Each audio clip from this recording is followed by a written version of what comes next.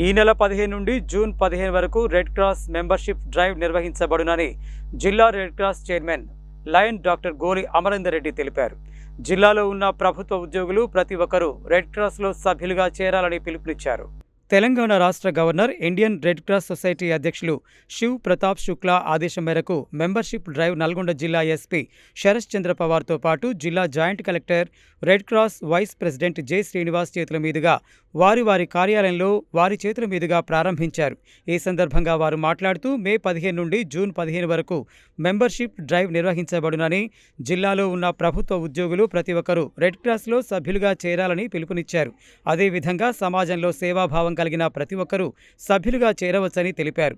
ఈ కార్యక్రమంలో Red Cross membership drive incharge nodal officer, జిల్లా deputy commissioner of labour officer P Aruna, జిల్లా employment officer Padmaja, జిల్లా Red Cross chairman lion doctor Goli Amarender Reddy, జిల్లా Red Cross treasurer Marreddy Srinivas Reddy, youth volunteer Neti Viplav Kumar, Saddam Hussain తదితరులు పాల్గొన్నారు.